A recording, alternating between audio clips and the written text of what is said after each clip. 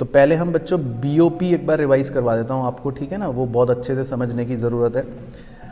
तो balance of payment जो होता है, बेसिकली बैलेंस ऑफ पेमेंट का अगर मैं ये बताऊं कि उसका मतलब क्या है, बैलेंस ऑफ पेमेंट अकाउंट क्यों बोल रहे हैं, तो बैलेंस ऑफ पेमेंट को अकाउंट इसलिए बोल रहे हैं कि ये भी एक स्टेटमेंट की तरह होता है और इसमें सारी वो इकोनॉमिक ट्रांजैक्शन हम रिकॉर्ड करते हैं जो हम दूसरे कंट्रियों के साथ कर रहे होते हैं, है ना, वो सारा इसमें रिकॉर्ड हो जाता है।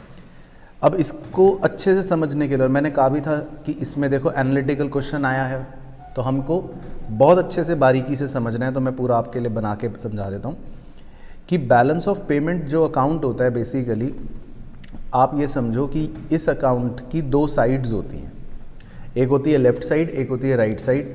लेफ़्ट साइड को हम कह देते हैं क्रेडिट आइटम्स, ठीक है ना, और राइट साइड को हम कह देते हैं डेबिट आइटम्स।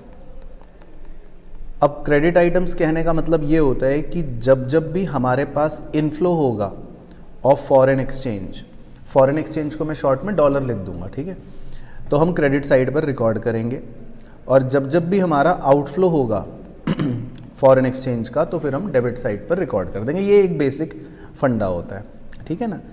अब ये अकाउंट बनता चलेगा कि भाई चलो हाँ, जो भी हमारे इनफ्लो हुए, जो भी हमारे आउटफ्लो हुए, वो रिकॉर्ड करते रहेंगे। अब इसमें जो सबसे इम्पॉर्टेंट चीज़ है समझने की, उसे आप ध्यान से सुनना। सबसे पहले हम इस पूरे अपने बीओपी अकाउंट को दो मेन टुकड़ों में डिवाइड करते हैं, ये एक इम्पॉर्टेंट चीज़ है। यानी कि हम इस बीओपी अकाउंट के दो टुकड़े करते हैं हॉरिजॉन्टली। एक टुकड़ा जिसे हम कहते हैं करंट अकाउंट, है ना, ये ऊपर की तरफ आता है सबसे पहला टुकड़ा, और दूसरा टुकड़ा नीचे थोड़ा सा आता है जिसे हम कहते हैं कैपिटल अकाउंट।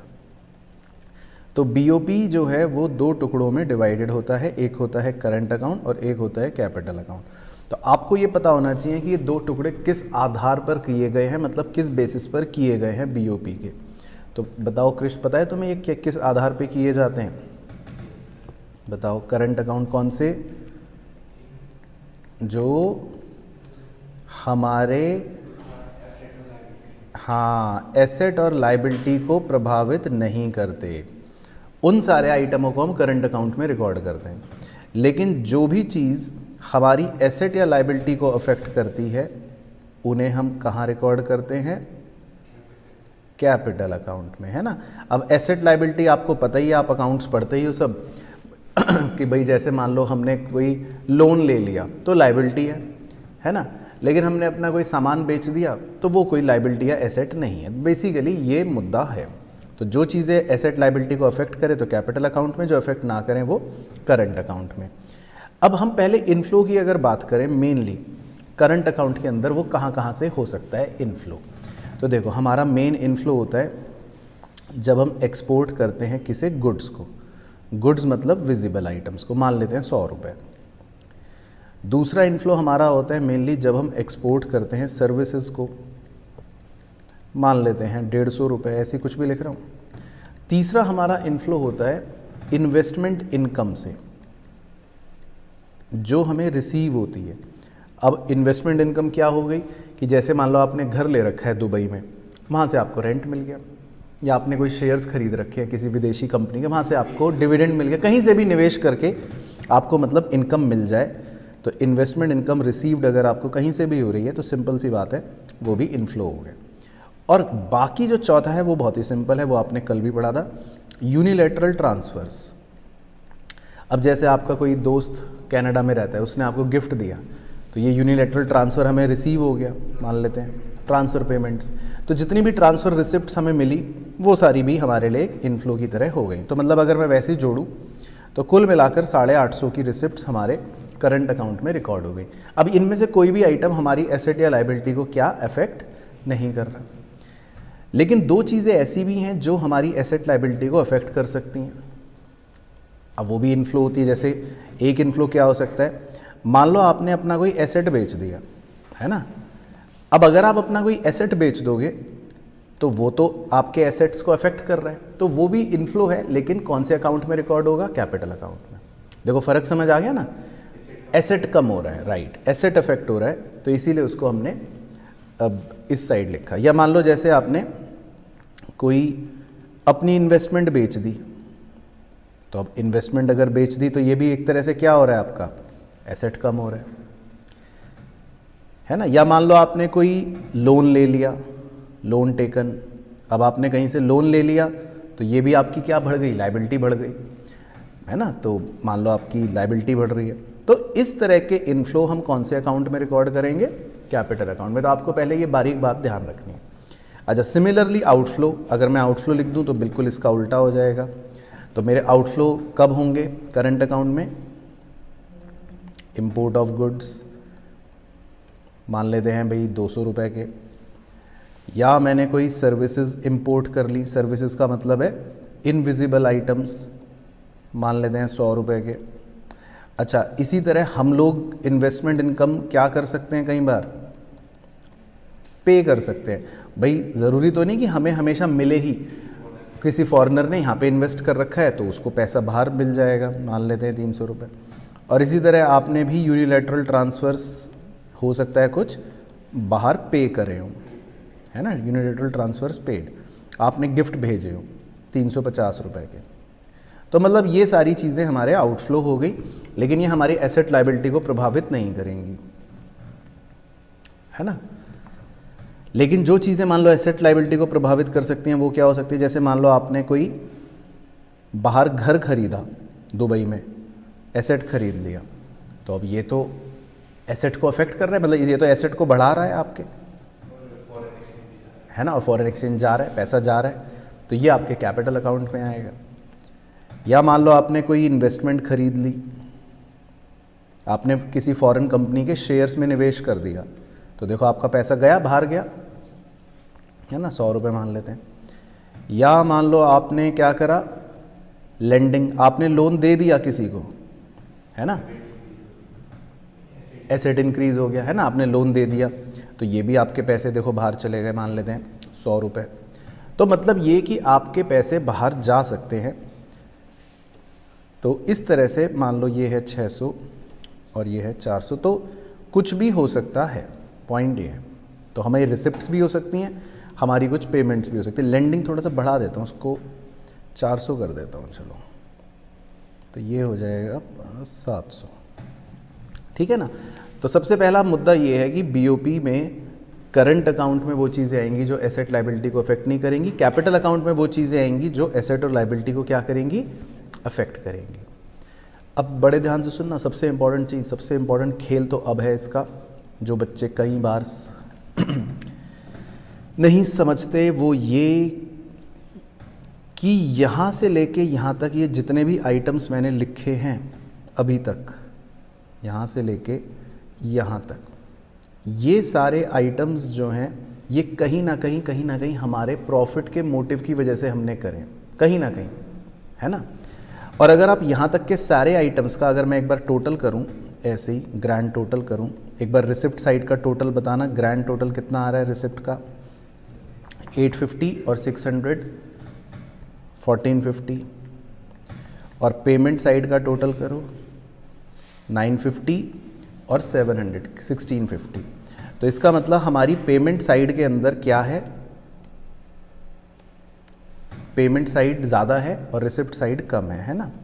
तो अब देखो मज़ेदार बात, बीओपी अकाउंट कभी भी ऐसे नहीं छोड़ा जाता, सरकार कभी भी बीओपी अकाउंट को ऐसे नहीं छोड़ती कि चलो भाई इसको ऐसे ही छोड़ दो। सरकार जब ये देखती है कि भाई हमारे पेमेंट्स ज़्यादा हैं और हमारे रिसिप्ट्स कम हैं, तो सरकार क्या करती है बताओ, हाँ, तो सरकार बोरो करती है टू फुलफिल द डेफिसिट। सरकार 200 रुपये क्या करेगी, बोरो कर लेगी, ताकि अब रिसिप्ट साइड पे भी टोटल कितना बन जाए 1650, और अल्टीमेटली ये बैलेंस ऑफ पेमेंट जो है वो क्या कर जाएगा, टैली कर जाएगा। मतलब ये सरकार कभी भी बैलेंस ऑफ पेमेंट को ऐसे नहीं छोड़ती कि भाई चलो ठीक है रिसिप्ट ज़्यादा थी या कम थी और ऐसे ही छोड़ दो, नहीं, सरकार हमेशा बीओपी को क्या करवाती है, बैलेंस करवाती है, मैच करवाती है। तो सरकार क्या करेगी, 200 रुपये बोरो कर लेगी। तो अब तुम्हें याद है क्रिश इसका कॉन्सेप्ट, हाँ, तो इस 200 रुपये को जो सरकार ने बोरो करा, या कई बार आरबीआई गोल्ड बेच के 200 रुपये का जुगाड़ करती है, मतलब कुछ भी हो सकता है, इस 200 रुपये वाली ट्रांजैक्शन को जो लाल लाइन के नीचे मैंने करी है, इसे बोलते हैं एकोमोडेटिंग ट्रांजैक्शन। इसे बोलते हैं एकोमोडेटिंग ट्रांजैक्शन, या इसी को कुछ लोग बोलते हैं बिलो द लाइन आइटम। और आरबीआई भी कभी कभी ये खेल करती है, अपना सोना बेच देती है ताकि 200 रुपये का जुगाड़ हो जाए, तो इसीलिए इस आइटम को कभी कभी हम ऑफिशियल रिजर्व ट्रांजैक्शन भी कह देते हैं। तो ये इसकी खूबसूरती है जो हमें पता होनी चाहिए। बच्चों ने भी सही भेजा, very good. Yashpreet Kaur very good, Ritu Jain बिल्कुल सही। ठीक है, क्लियर हो गया ना। हाँ, कई बार मान लो 200 रुपये बोरिंग नहीं मिले सरकार को, तो सरकार कह रही है यार अब क्या करें, तो आरबीआई क्या कर देती है, मान लो आरबीआई सेल गोल्ड, उसने अपना सोना बेच दिया और 200 रुपये क्या जुगाड़ कर दिया, तो ये ऑफिशियल रिजर्व ट्रांजैक्शन कहलाई जाएगी। मतलब चाहे सरकार हो चाहे आरबीआई को, दोनों को चिंता हो जाएगी कि कुछ भी करके 200 रुपये लाओ, मैच होना चाहिए, बीओपी बिल्कुल सही। तो नीचे की इन ट्रांजैक्शनों को बिलो द लाइन आइटम कहते हैं या एकोमोडेटिंग ट्रांजैक्शन कहते हैं। एक बच्चा नशे में कह रहा है कि सर एसेट बेचा तो करंट अकाउंट में जाएगा, क्यों भाई, एसेट बेचा तो ये तो आपका एसेट अफेक्ट हुआ, ये तो कैपिटल अकाउंट में ही जाएगा ना जब आप एसेट बेच रहे हो अपना। तो याद रखना है मेरे भाई, विद्यार्थी नाम है तुम्हारा, अगर कोई भी ट्रांजैक्शन एसेट या लाइबिलिटी को अफेक्ट करेगी तो फिर वो कैपिटल में जाएगी। हाँ, आप अपना सामान बेच रहे हो, मान लो हमने पेंसिल बेची है ना, हमारा रोज़मर्रा का काम है, तो वो कोई एसेट नहीं है, वो तो गुड्स है ना। तो ये तो बेसिक चीज़ है जो बच्चा 11th में ही सीख लेता है जब वो साइकिल से ट्यूशन जाता है। ठीक है, अब ये भी बता दो कृष भाई, ये ऊपर के सारे आइटमों को क्या बोलेंगे। हाँ, इन सारे ऊपर के आइटमों को बोलेंगे हम अबव द लाइन आइटम, या फिर इनको बोलेंगे ऑटोनॉमस आइटम्स। हाँ, तो इन सारे ऊपर आइटम्स को बोलेंगे ऑटोनॉमस आइटम्स या अबव द लाइन आइटम्स। समझ गए कौन सी लाइन की बात हो रही है, इस वाली लाइन की, ये रेड लाइन। हाँ, तो इन सारे आइटमों को बोलते हैं ऑटोनॉमस आइटम्स या अबव द लाइन आइटम। ये बेसिकली खेल है बीओपी का। चलो, तो यहाँ तक भाई सबको याद आ गया, तो एक थम्सअप भेज दो ऑनलाइन वाले सभी चीते। ठीक है कृष भाई, यहाँ तक ओके हो गई कहानी बीओपी का मेन खेल। चलो, अब इसमें कुछ छोटी मोटी बातें हैं, उन्हें तो ऐसे ही लपेट लेंगे। जैसे एक पॉइंट है बैलेंस ऑफ ट्रेड, तो बैलेंस ऑफ ट्रेड का क्या फॉर्मूला होता है। हाँ, export of goods minus import of goods, इसमें सर्विस नहीं आता। बैलेंस ऑफ ट्रेड का दूसरा नाम क्या होता है, इसको प्यार से कभी कभी हम क्या भी कहते हैं, बैलेंस ऑफ विजिबल्स। बिल्कुल सही। अच्छा, अब ये बताओ कि सरप्लस बैलेंस ऑफ ट्रेड किसे कहा जाएगा। हाँ, जब एक्सपोर्ट्स ज़्यादा होंगे गुड्स के इंपोर्ट से। और डेफिसिट बैलेंस ऑफ ट्रेड किसे कहा जाएगा।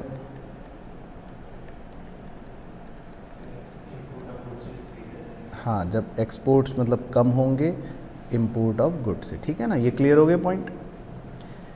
इसी तरह दूसरा पॉइंट है बैलेंस ऑफ इनविजिबल्स।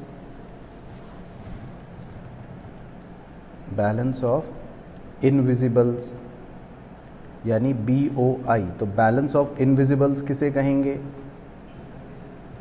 हाँ, export of services minus import of services. तो सरप्लस बैलेंस ऑफ इनविजिबल किसे कहेंगे, जब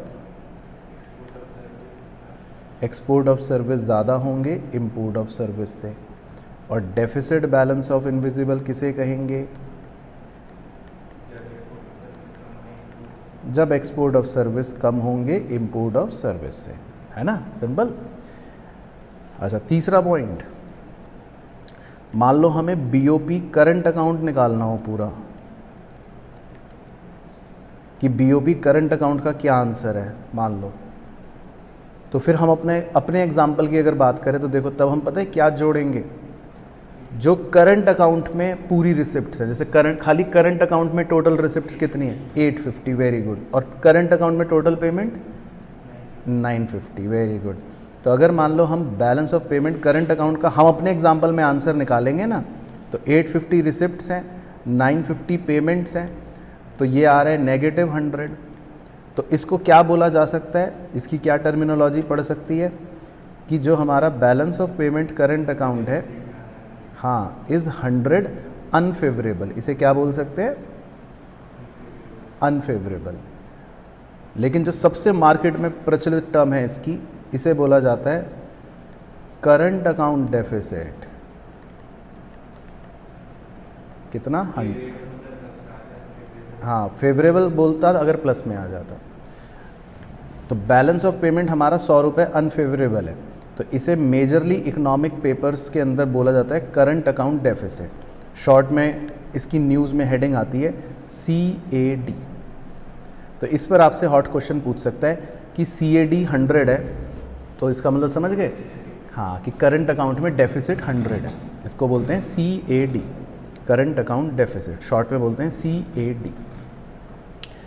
तो बस ये कुछ छोटे मोटे पॉइंट्स होते हैं। बाकी BOT क्या है, BOP क्या है, उसका एक डिफरेंस इम्पॉर्टेंट है, वो आपको बहुत अच्छे से पता होना चाहिए, है ना। पॉइंट 3 के बाद पॉइंट 4, सॉरी। तो जैसे क्वेश्चन पूछ सकता है कि BOT और BOP में क्या डिफरेंस है। हाँ, BOT जो है वो नैरो है, BOP थोड़ा ब्रॉडर कॉन्सेप्ट है। BOT की आप डेफिनेशन बता दोगे कि क्या है ना, और BOP की अपनी डेफिनेशन बता दोगे कि क्या है। BOT के क्या कंपोनेंट्स हैं वो बता दोगे कि भाई इसमें खाली एक्सपोर्ट ऑफ गुड्स और इंपोर्ट ऑफ गुड्स आते हैं, और BOP के अपने कंपोनेंट्स बता दोगे कि भाई इसमें तो सब कुछ ही आता है। BOT में कोई भी कैपिटल ट्रांजैक्शन नहीं आती, लेकिन BOP के अंदर कैपिटल ट्रांजैक्शन भी आ जाती है ना। तो इस तरह के मतलब डिफरेंस है, बाकी किताब में भी दे रखे हैं, वो आप एक बार गो थ्रू कर सकते हो, है ना। ये क्वेश्चन पूछ सकता है। अच्छा, इसके अलावा वो पूछ सकता है कि कंपोनेंट्स बताओ किसके, या तो पूरे के पूरे BOP के पूछ लेगा तो खैर सारे लिख देना, लेकिन वो पूछ लेता है कि करंट अकाउंट ऑफ BOP के कंपोनेंट्स बताओ, तो क्या क्या कंपोनेंट्स लिखेगा, वही 4, है ना। क्या थे, export and import of goods, export and import of services, investment income जो भी हमने पे करी या जो भी हमें रिसीव हुई, और चौथा यूनिलैटरल ट्रांसफर्स। तो ये करंट अकाउंट के हमारे कंपोनेंट्स हो जाएंगे अगर वो पूछेगा तो।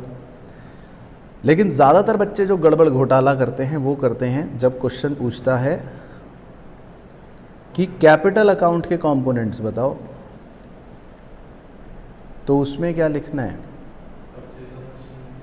नहीं, इनकी हेडिंग आपको घर से याद करके जानी है, ठीक है। ऑनलाइन वाले चीज़ तो कैपिटल अकाउंट के कंपोनेंट्स घर से याद करके जाने अच्छे से।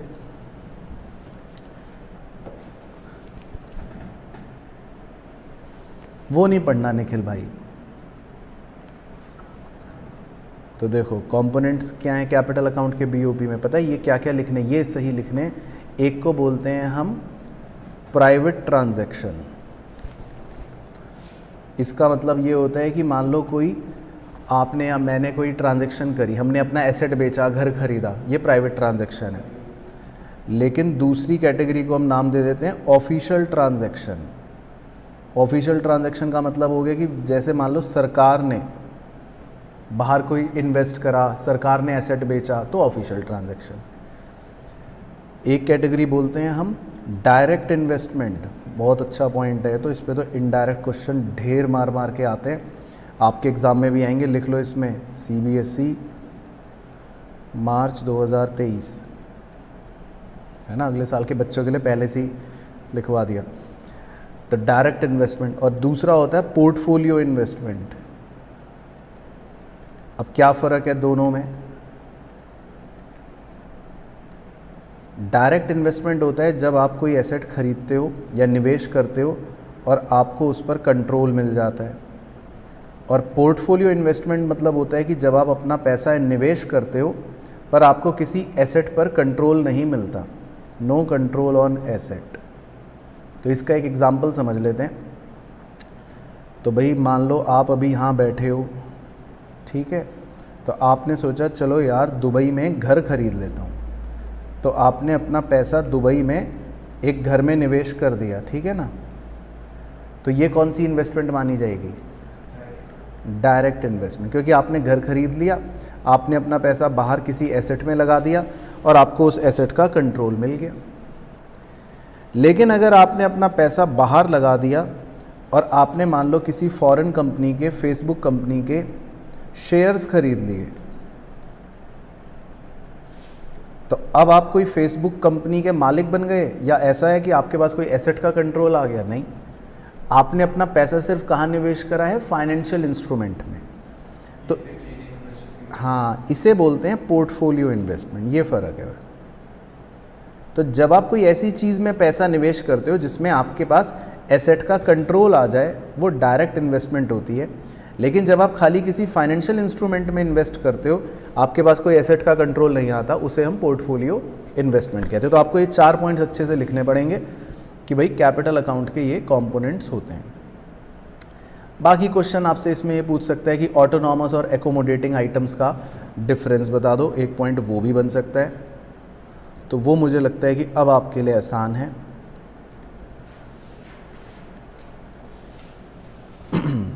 तो क्या क्या फ़र्क लिख सकते हो इसमें?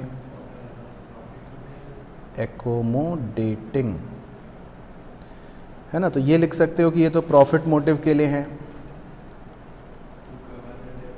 और ये हैं टू कवर द डेफिसिट। हाँ, ये लिख सकते हो, ये होते हैं अबव द लाइन आइटम्स, और इन्हें लिख सकते हो कि ये क्या होते हैं? Below the line items. और तीसरा क्या लिखोगे? हाँ, एग्जाम्पल।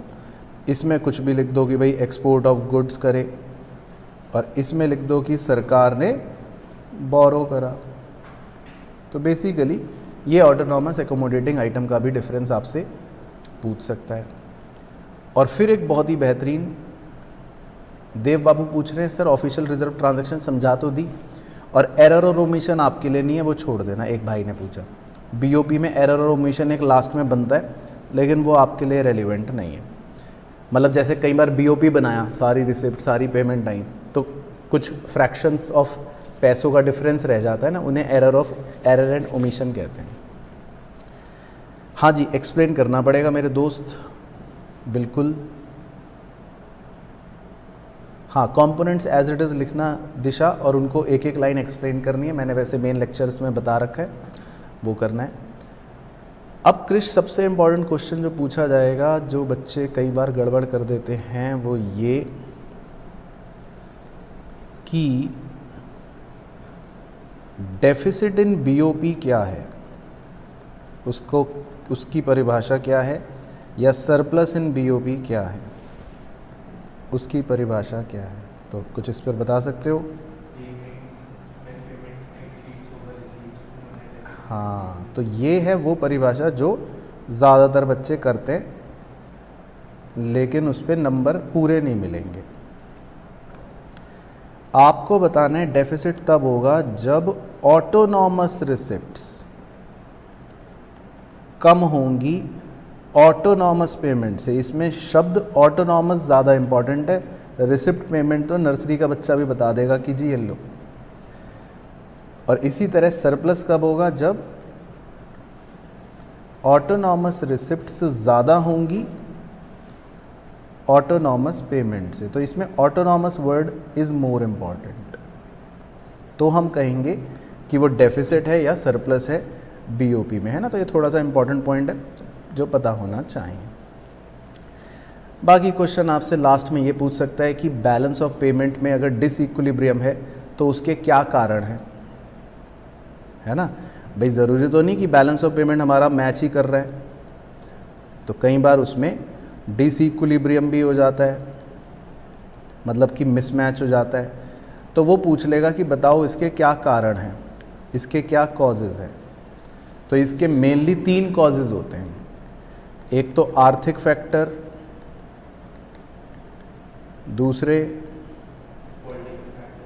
हाँ सोशल फैक्टर, सामाजिक फैक्टर्स, आपका टेस्ट बदल गया, और तीसरे राजनीतिक फैक्टर्स, पॉलिटिकल फैक्टर्स, 2 देशों में लड़ाई चल रही है, ये सब।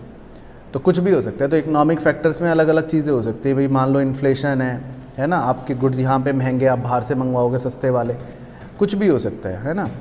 सोशल फैक्टर में मान लो हो गया चेंज इन फैशन, अब आपको बाबा रामदेव का खादी का कुर्ता पसंद ही नहीं आ रहा, आप कह रहे हो मैं तो जॉन सीना की टी-शर्ट ही पहनूंगा, तो ठीक है भाई मंगवाओ बाहर से, है ना।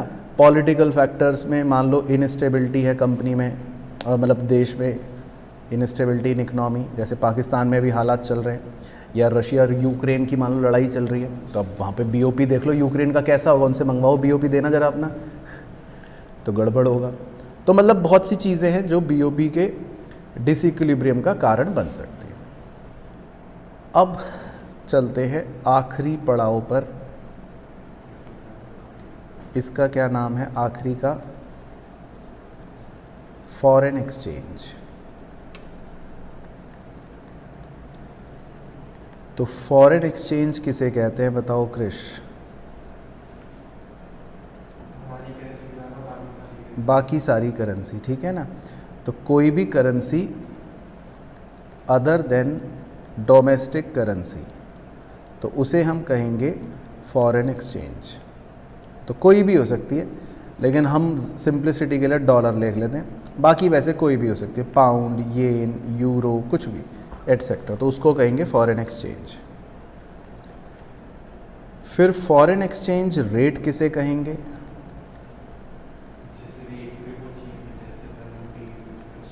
इसको शॉर्ट में लिख लेंगे FER। तो फॉरेन एक्सचेंज रेट किसे कहेंगे? जिस रेट पर एक करेंसी दूसरे में एक्सचेंज हो जाए। तो अगर आपको $1 चाहिए तो आप अपने घर से 80 रुपये लेके जाओगे, तो इसको बोल देंगे फॉरेन एक्सचेंज रेट। बिल्कुल सही। अब फॉरेन एक्सचेंज रेट जो है वो कितने प्रकार का हो सकता है? वेरी गुड, 3 प्रकार का हो सकता है। कौन कौन सा? फिक्स्ड या फ्लेक्सिबल, या जिसको फ्लोटिंग भी कह सकते हैं, और तीसरा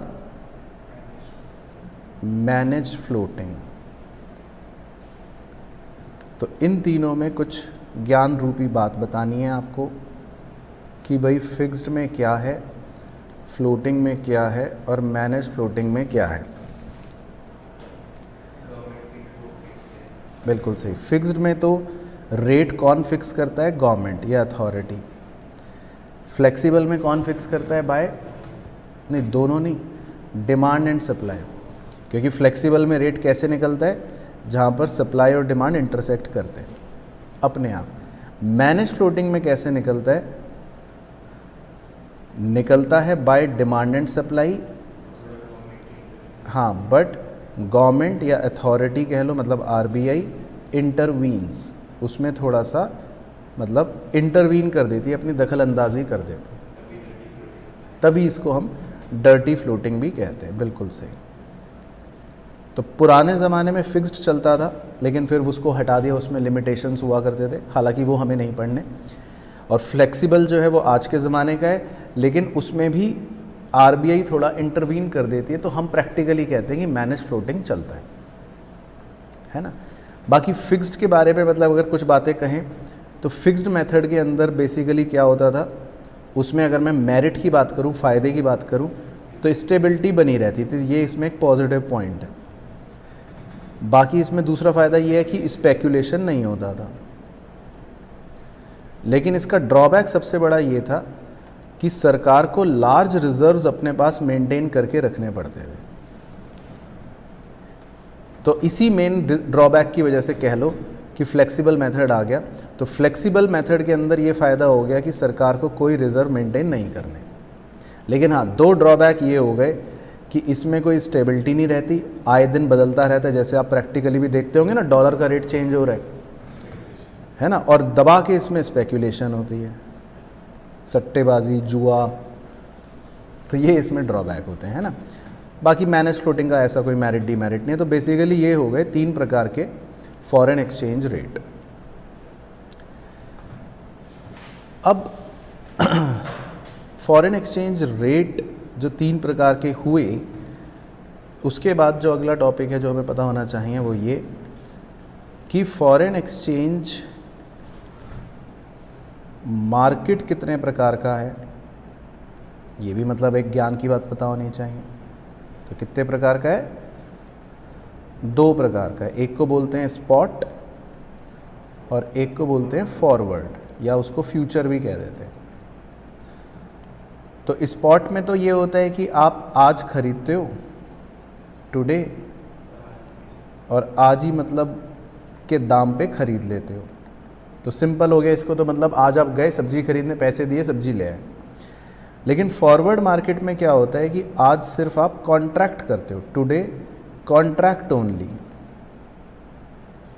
to buy at future date, लेकिन खरीदोगे कब?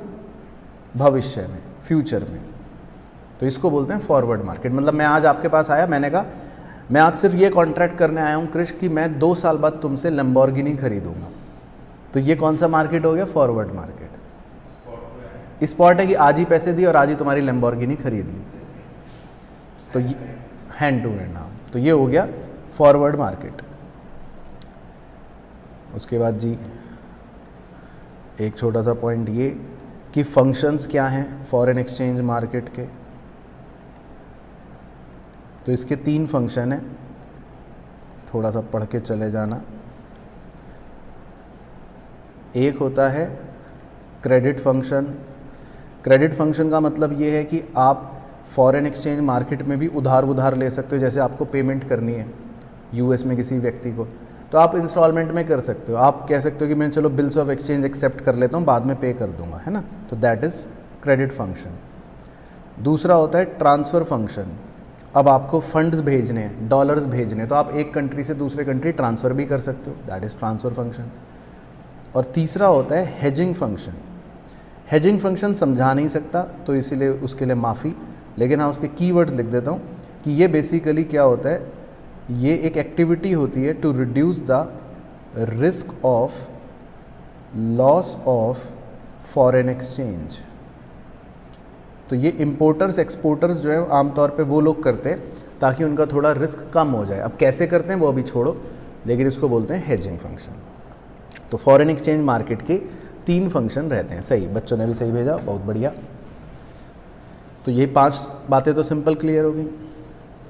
छठी बात जो है वो सबसे ज़्यादा इम्पॉर्टेंट है। चैप्टर पे एक क्वेश्चन इस पे पक्का आएगा। हाँ, करेंसी डेप्रिसिएशन, और इसी का उल्टा करेंसी एप्रिसिएशन।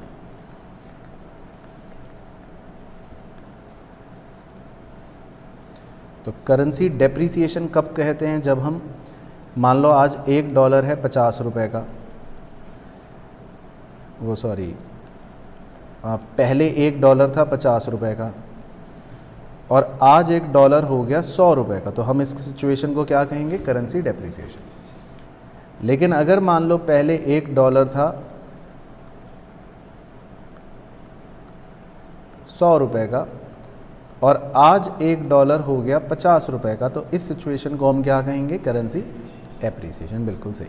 तो आपको करेंसी डेप्रिसिएशन के 2 इफ़ेक्ट्स पता होने चाहिए कि जब भी करेंसी डेप्रिशिएट होती है तो उससे 2 प्रभाव पड़ते हैं हमारी इकोनॉमी में। क्या?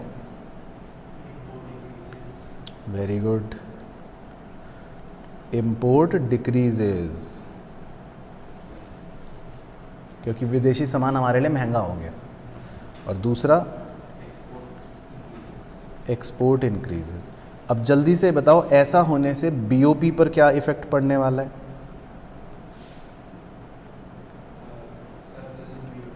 हाँ बिल्कुल सही। तो इसका बीओपी पर सरप्लस होने का प्रभाव पड़ेगा या फेवरेबल इफेक्ट पड़ेगा, क्योंकि एक्सपोर्ट बढ़ रहे हैं इंपोर्ट कम हो रहे हैं। बिल्कुल सही। और अगर हम इसी को उल्टा कर दें, करेंसी एप्रिसिएशन की बात कर लें, तो करेंसी एप्रिशिएट होने के क्या इफ़ेक्ट्स पड़ते हैं? इंपोर्ट्स इंक्रीज हो जाएंगे और एक्सपोर्ट डिक्रीज हो जाएंगे। बिल्कुल सही। तो इसका बीओपी पर कैसा प्रभाव पड़ने वाला है इस हरकत का? हाँ, बुरा प्रभाव पड़ने वाला है। इससे हमारा बीओपी डेफिसिट की तरफ बढ़ जाएगा। बिल्कुल सही, परफेक्ट। तो ये हो गया इफ़ेक्ट, मतलब करेंसी डेप्रिसिएशन और एप्रिसिएशन टॉपिक का। बहुत बढ़िया, ठीक है जी। तो ये भी क्लियर। फिर इसके बाद टॉपिक नंबर 7 बहुत ही बेहतरीन टॉपिक है, डिमांड ऑफ फॉरेन एक्सचेंज। आप क्यों डिमांड करते हो? क्वेश्चन ये पूछ सकता है कि सोर्सेस क्या हैं। भाई हमें डॉलर क्यों चाहिए बताओ? हाँ, एक तो जब हम इंपोर्ट करते हैं गुड्स बाहर पे करने के लिए, दूसरा हमें बाहर घूमने जाना है, तीसरा हमें दुबई में घर खरीदना है। तो मेन तो यही 3 काम के लिए चाहिए। बाकी कुछ लोग और भी कह देते हैं कि भाई मान लो ट्रांसफ़र करना है, यूनिलेटरल ट्रांसफ़र, बाहर गिफ्ट भेजना है। हाँ, वो भी हो सकता है। मतलब वो सारे अदर पॉइंट्स में आ सकते हैं भाई, अदर काम, कि आपको बाहर गिफ्ट भेजना है, आपको सट्टा खेलना है, बाहर स्पेकुलेशन एक्टिविटी करनी है, तो मतलब कुछ भी इस तरह की एक्टिविटी। तो इन चीज़ों के लिए हम फॉरेन एक्सचेंज की डिमांड करेंगे। बहुत बढ़िया, ठीक है। सेंडिंग गिफ्ट्स, ठीक है। तो यहाँ तक सब बच्चों को बिल्कुल ओके है?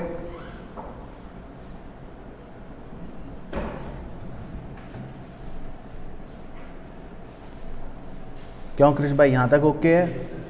चलो बहुत बढ़िया। अब 8वां पॉइंट इसी का उल्टा, कि आपके पास फॉरेन एक्सचेंज आएगा कब? सप्लाई ऑफ फॉरेन एक्सचेंज, उसके भी सोर्सेज पूछ लेता है कि इनफ्लो कब होगा हमारे देश में, फॉरेन एक्सचेंज कब कब आएगा? या तो जब हम एक्सपोर्ट करेंगे, वेरी गुड, या फॉरेन टूरिस्ट्स इंडिया घूमने आ रहे हैं, है ना, या जॉन सीना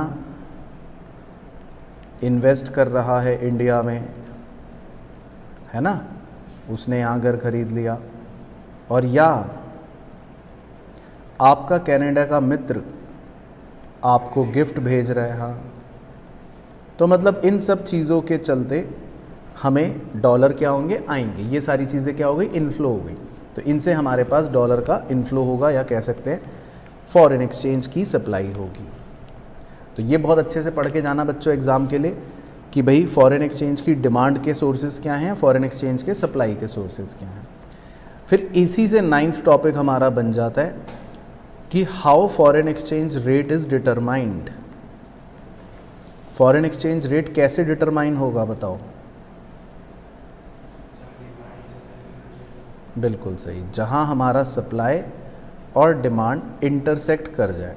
तो जहां पर भी इंटरसेक्ट करेगा हम उस रेट को कह देंगे, let's say $1 is equal to 80, कि ये हमारा फॉरेन एक्सचेंज रेट है। सिंपल। तो फॉरेन एक्सचेंज रेट जो है वो कैसे डिटरमाइन होता है? जहाँ पर भी डिमांड और सप्लाई हमारे इंटरसेक्ट कर जाएंगे। अब इसमें जो 10th टॉपिक आता है वो इसका एक्सटेंशन बहुत ही ज़्यादा इम्पॉर्टेंट है,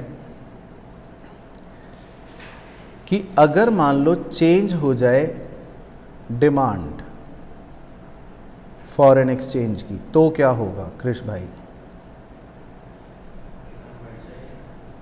तो करके देखते हैं। मान लो ये हमारा फॉरेन एक्सचेंज रेट है, और फॉरेन एक्सचेंज रेट में एक केस ले लेते हैं कि हमारी डिमांड बढ़ गई, राइट शिफ्ट, और एक केस ले लेते हैं कि हमारी डिमांड कम हो गई, लेफ़्ट शिफ्ट, तो क्या प्रभाव पड़ेगा? ठीक है, तो जब राइट शिफ्ट हुआ तो उस केस में फिर हमारा रेट भी बढ़ जाएगा, और जब लेफ़्ट शिफ्ट हुआ तो उस केस में हमारा रेट कम हो जाएगा। तो हम ये कह सकते हैं कि जब राइट शिफ्ट हुआ तो वो एक तरह से केस कौन सा बढ़ गया? रेट बढ़ने का, that is known as currency depreciation. और जब लेफ़्ट शिफ्ट हुआ यानी कि जब हमारा रेट कम हुआ तो वो कौन सा केस बन गया? Currency appreciation. बिल्कुल सही। तो ये भी बात आपको बच्चों पता होनी चाहिए, ठीक है जी। इसी प्रकार कृष भाई, अगर सप्लाई चेंज हो जाए तो फॉरेन एक्सचेंज की, तो क्या होगा? अगर सप्लाई चेंज हो गई तो भी दो बातें हो सकती हैं कि भाई मान लो ये हमारा फॉरेन एक्सचेंज रेट है। अब एक केस क्या हो सकता है कि सप्लाई राइट में शिफ्ट हो गई, एक केस क्या हो सकता है कि सप्लाई लेफ़्ट में शिफ्ट हो गई। तो अगर सप्लाई राइट में शिफ्ट हो गई तो हमारा रेट कम हो गया, और अगर सप्लाई लेफ़्ट में शिफ्ट हो गई तो हमारा रेट बढ़ गया। तो सप्लाई के राइट शिफ्ट होने पर जब रेट कम हुआ तो हम क्या बोल देंगे? Currency appreciation. और जब सप्लाई के लेफ़्ट शिफ्ट होने पर रेट बढ़ गया तो हम क्या बोल देंगे? Currency depreciation. बिल्कुल सही। तो भाइयों बहनों, ये पॉइंट्स 10 और 11 बहुत अच्छे से पढ़ने, क्योंकि वो सप्लाई कम या ज़्यादा करवा सकता है कोई भी रीज़न देकर, या डिमांड कम या ज़्यादा करवा सकता है कोई भी रीज़न देकर। और वो रीज़न क्या होंगे? बड़े ध्यान से सुनना। आपने डिमांड के 4 रीज़न लिखे हैं ना, तो वो इन्हीं चारों में से क्वेश्चन बना सकता है। कहेगा कि इंपोर्ट कम हो रहे हैं तो आप समझ जाना डिमांड कम हो गई। वो कह रहा है फॉरेन टूरिस्ट्स कह रहा है कि हम बाहर घूमने कम जा रहे हैं, तो समझ जाना डिमांड कम हो गई। कह रहा है हम इन्वेस्ट बाहर कम कर रहे हैं, डिमांड कम हो गई। कह रहा है हम यूनिलेटरल ट्रांसफ़र कम भेज रहे हैं, डिमांड कम हो गई। इसी तरह बढ़ा भी सकता है। अब जैसे पहले हॉट क्वेश्चन आया था, कह रहा है कि इंडिया के लोग बाहर ज़्यादा घूमने जा रहे हैं, कह रहा है बताओ इससे क्या होगा? तो डिमांड बढ़ जाएगी। समझ गए ना बात? या क्वेश्चन कहेगा कि हम ज़्यादा इंपोर्ट्स कर रहे हैं तो क्या होगा? तो डिमांड बढ़ जाएगी। तो ये क्वेश्चन है कि इसी तरह सप्लाई के भी आ सकते हैं। कहेगा एक्सपोर्ट कम हो रहे हैं तो इसका मतलब सप्लाई कम हो गई, या कहेगा एक्सपोर्ट बढ़ रहे हैं तो इसका मतलब सप्लाई बढ़ रही है। कहेगा फॉरेन टूरिस्ट इंडिया नहीं आ रहे तो सप्लाई कम हो रही है, और कह रहा है फॉरेन टूरिस्ट इंडिया बहुत ज़्यादा आ रहे हैं, सप्लाई बढ़ रही है। तो मतलब ये पॉइंट आएंगे, कृपया इनका विशेष ध्यान रखें। तो कब सप्लाई बढ़ रही है, कब सप्लाई कम हो रही है, ये 4 पॉइंट्स। कब डिमांड बढ़ रही है, कब डिमांड कम हो रही है, ये 4 पॉइंट्स। और डिमांड के कम या ज़्यादा होने से ये प्रभाव पड़ेगा, बिल्कुल ध्यान रखना। और सप्लाई के कम ज़्यादा होने से ये प्रभाव पड़ेगा, बिल्कुल ध्यान रखना, ठीक है जी।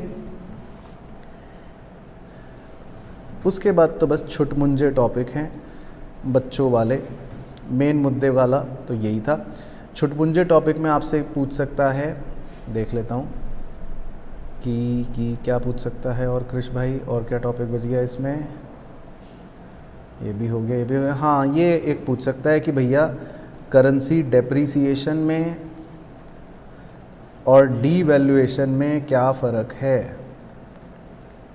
तो आप कह दोगे कि मीनिंग तो सेम ही है वैसे, देखो है ना, कि मान लो पहले $1 था 100 रुपये का, और अब $1 हो गया 150 रुपये का, है ना। तो सेम चीज़ इसमें भी है कि पहले $1 था 100 रुपये का, और अब $1 हो गया 150 रुपये का, 150 का।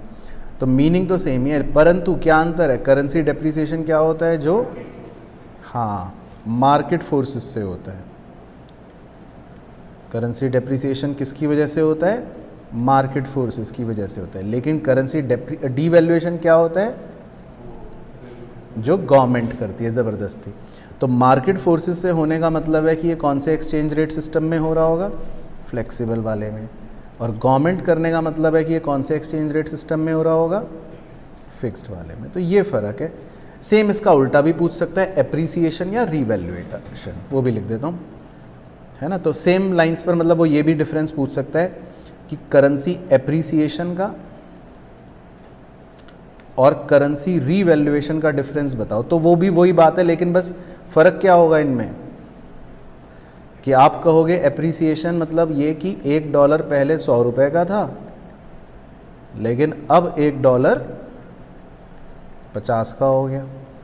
रीवैल्यूएशन में भी बात वही है कि पहले $1 100 रुपये का था और अब $1 50 का हो गया। लेकिन फ़र्क क्या रहेगा कि एप्रिसिएशन कैसे होगा, मार्केट फोर्सेस से, और रीवैल्यूएशन कैसे होगा, सरकार करेगी। तो कॉन्सेप्ट वही है, बस रेट कम ज़्यादा हो सकते हैं, तो उस हिसाब से नाम पड़ गए बस। और क्या है, और देख लो, और तो कुछ नहीं है। ये भी हो गया, ये भी हो गया। हाँ, अरे ये भी करवा देता हूँ, चलो इस पे तो क्वेश्चन आएगा 17 तारीख को, फिर मुझे याद करोगे। क्वेश्चन पूछेगा कि रीज़न बताओ फॉर राइज इन डिमांड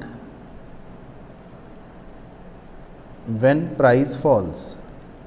जब फॉरेन एक्सचेंज का प्राइस कम होता है तो उसकी डिमांड क्यों बढ़ती है, इसके रीज़न बताओ। तो आपको 3 रीज़न लिखने हैं कि प्राइस के कम होने से क्या होगा, इंपोर्ट इंक्रीज़ होंगे, तो इंपोर्ट इंक्रीज़ होंगे तो इसीलिए डिमांड बढ़ेगी। दूसरा आप ये लिखोगे कि हम बाहर घूमने ज़्यादा जाएंगे, टूरिज़्म इंक्रीज़ होगा, तो टूरिज़्म इंक्रीज़ होगा तो इसलिए डिमांड बढ़ेगी। और तीसरा आप ये भी लिख सकते हो कि स्पेक्यूलेटिव एक्टिविटीज़ जो हैं वो हम और इंक्रीज़ करेंगे, बाहर सट्टा खेलेंगे, जुआ खेलेंगे, तो इसीलिए हमारी फॉरेन एक्सचेंज की डिमांड और इंक्रीज़ होगी। तो मतलब ये भी एक टॉपिक है। कई बार बच्चा मान लो छोड़ दे, तो इसलिए मैंने लिख लिया कि भाई ये छोड़ना नहीं है, ये ध्यान रखना, ये भी पूछ सकता है। चलो तो भैया अब देख लो, हैं, हाँ, और उल्टा भी हो सकता है, वो भी लिख दूँ एक क्वेश्चन, पता चला वही छोड़ा वही आ गया। 14 ये भी लिख लेते हैं, चलो। Reasons for rise in supply when price increases. वो ये भी पूछ सकता है कि जब फॉरेन एक्सचेंज का प्राइस बढ़ता है या मतलब रेट बढ़ता है तो सप्लाई क्यों बढ़ जाती है, तो इसके क्या रीज़न लिखोगे। हाँ, तो एक तो ये रीज़न लिखेंगे कि एक तो हमारे एक्सपोर्ट इंक्रीज़ हो जाते हैं तो इसीलिए सप्लाई बढ़ जाती है। दूसरा, जो फॉरेन टूरिज़्म है इन इंडिया वो भी बढ़ जाता है तो इसीलिए सप्लाई बढ़ जाती है। और तीसरा, सट्टेबाजी, स्पेक्यूलेटिव एक्टिविटीज़ जो हैं वो भी इंक्रीज़ हो जाती हैं। तो मतलब वही बातें लिखनी है। अल्टीमेटली पॉइंट उसी से निकलेंगे जो शुरू में पढ़े थे, तो वो शुरू वाली चीज़ ज़्यादा इम्पॉर्टेंट थी। चलो तो अब बताओ भैया सभी भाइयों बहनों, सारी बातें ख़त्म हो गई, मतलब आपको सारी बातें अच्छे से समझ आ गई, याद आ गई। स्पेशली जिन्होंने देखो पढ़ रखा होगा उन्हें तो याद आ जाएगी। जो बिल्कुल ही नील बटे सन्नाटे पे चल रहा होगा उसे थोड़ा अजीब सा लग रहा होगा कि भाई ये क्या हो रहा है। तो भाई क्लियर हो गया, एक बार बता दो जी।